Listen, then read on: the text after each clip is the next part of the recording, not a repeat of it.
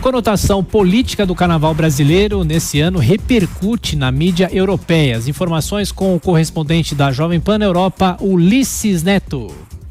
Olá a todos que acompanham o Jornal da Manhã nesta segunda-feira de carnaval. As celebrações no Brasil são destaque na imprensa internacional. Muitas publicações na Europa falando sobre todas as festas, que tomam conta do território brasileiro durante o carnaval, mas ao contrário da cobertura que é tradicionalmente feita pela imprensa europeia em relação a essa celebração, a principal celebração do Brasil, normalmente mostram-se muito as imagens das ruas, dos desfiles das escolas de samba no Rio de Janeiro, mas esse ano a conotação política que as festas no Brasil tomaram, diante da divisão, da polarização cada vez mais crescente aí no Brasil, tem sido o principal destaque nestes textos, nas reportagens que a imprensa europeia apresenta sobre o carnaval brasileiro. Na Inglaterra, por exemplo, a BBC destaca o fato de que as festas em São Paulo cresceram muito nos últimos anos. A publicação inglesa chega a dizer que São Paulo sempre foi o primo chato das festas carnavalescas no Brasil, sobretudo em relação ao Rio de Janeiro, mas que isso mudou. Os bloquinhos tomaram conta das ruas de São Paulo, hoje são maiores na capital paulista, até mesmo em relação ao Rio de Janeiro.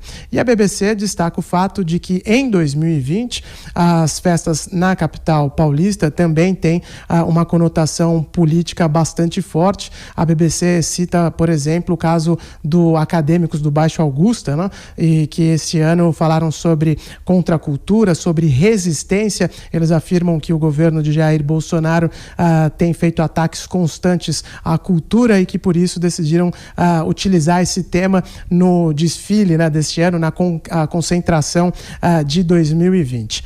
Já outra publicação inglesa, o jornal The Guardian, fala muito sobre os desfiles das escolas de samba no Rio de Janeiro e outra vez a conotação política que diversas escolas adotaram para o desfile de 2020, utilizando aí como pano de fundo a administração do presidente Jair Bolsonaro, que é descrito pelo jornal The Guardian como um presidente de ultradireita que acirrou muito os ânimos no Brasil. O The Guardian cita o caso da Mangueira, com o seu tema bastante polêmico, da volta de Jesus Cristo, mas um Jesus Cristo tolerante, dentro desse contexto em que os ânimos estão cada vez mais acirrados, que muitas manifestações do presidente acabam sendo consideradas como preconceituosas e racistas, e tudo isso é descrito como um ambiente bastante polarizado pelo jornal The Guardian, e que a Mangueira mais uma vez utiliza esses ânimos acirrados para fazer do seu samba enredo também